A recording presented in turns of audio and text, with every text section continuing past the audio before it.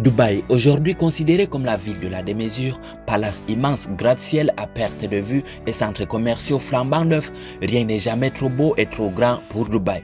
En quelques années, la ville de tous les possibles est devenue l'Eldorado des influenceurs. Pourtant, derrière ces décors utopiques se cache une toute autre réalité.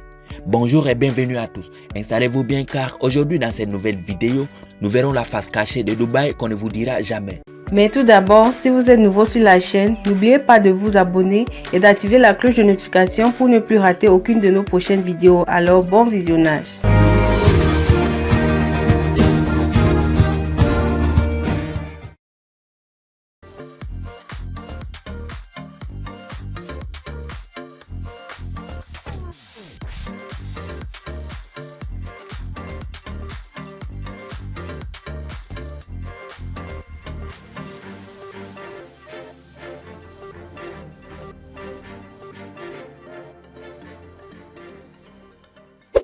Miser sur une étendue de sable sans fond, c'est un pari risqué. À cela s'ajoutent les 25 jours de pluie maximum par an. Une ville où le soleil est roi avec des températures avoisinant parfois les 50 degrés Celsius. Alors créer la vie dans un environnement avec de chaleur extrême et terre aride peut s'avérer compliqué. Un défi aujourd'hui parfaitement relevé par la dynastie Al Maktoum, déjà installée dans l'émirat depuis le milieu du 19e siècle. C'est elle qui a fondé ces hauts lieux du tourisme de luxe.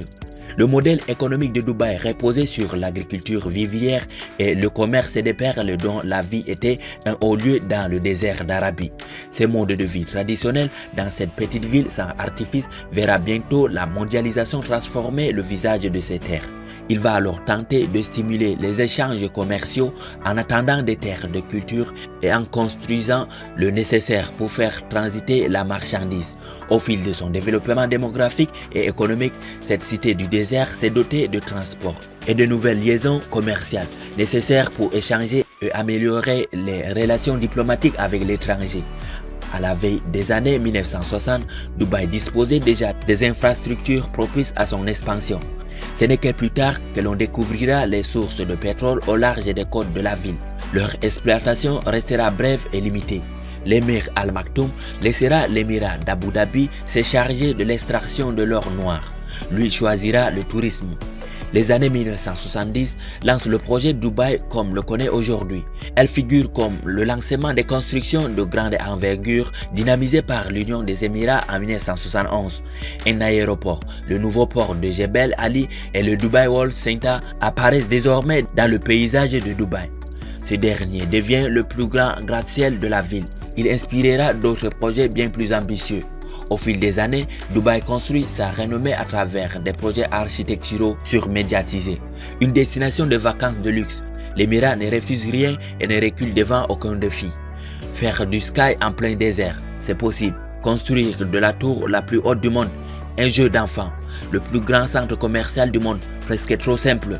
Tout est fait pour attirer une clientèle fortunée qui ne serait même pas étonnée par tout ce luxe. Mais Dubaï ne s'arrête pas là. Elle prend aussi le dessus sur la mer et en fait son allié touristique avec la construction d'îles artificielles. L'une des plus connues est la Palm avec le quartier résidentiel de Palm Jumeirah. The Wall Island fait aussi partie des projets les plus étonnants. Un archipel d'îles artificielles sur le golfe Persique censé représenter l'ensemble des pays de la planète. Un point non négligeable et sur lequel bizarrement des expatriés à Dubaï s'expriment moins. La fiscalité qui est beaucoup plus avantageuse dans la ville de la démesure. Aucun impôt sur les revenus n'est prélevé. Un vrai paradis fiscal pour ceux qui souhaitent créer leur business ou développer leur patrimoine.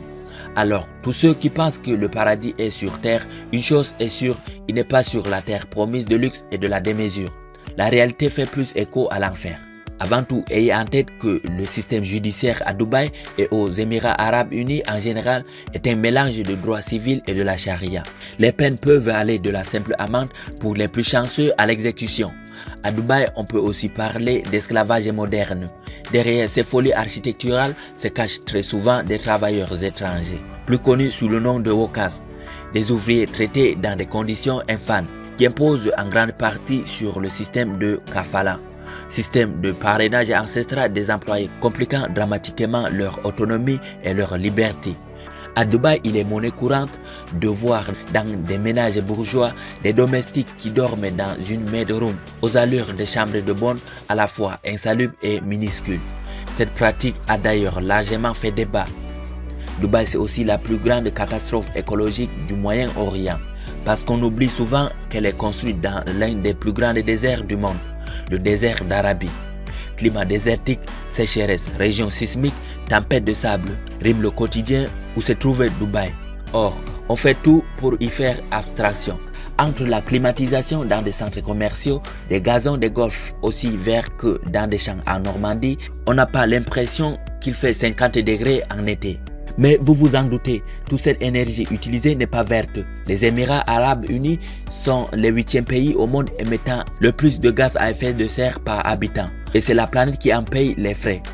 Les règles et les doctrines religieuses qui encadrent Dubaï semblent parfois incompatibles avec son envie de devenir une ville de première classe dans le monde. Beaucoup de décalage entre les lois et les actes. Explication: à Dubaï, la prostitution est interdite, voire même passible d'amende et d'emprisonnement. Pourtant, la ville est une référence dans l'industrie du sexe, étant même qualifiée de capitale de la prostitution dans le Golfe. Ville de tous les préjugés et de la controverse, nombreux sont ceux qui l'adorent, mais aussi ceux qui pensent qu'il n'y a aucune culture. Un conseil: partez à l'aventure et forgez-vous votre propre opinion. Profitez de tout le luxe que Dubaï a à vous offrir. Mais ne fermez pas les yeux sur l'enfer du décor, car, comme on dit, il n'est pas pire aveugle que celui qui ne veut pas voir. N'hésitez pas de nous écrire en commentaire pour vos réactions et de vous abonner, surtout si vous découvrez la chaîne pour la première fois. À la prochaine pour une nouvelle vidéo.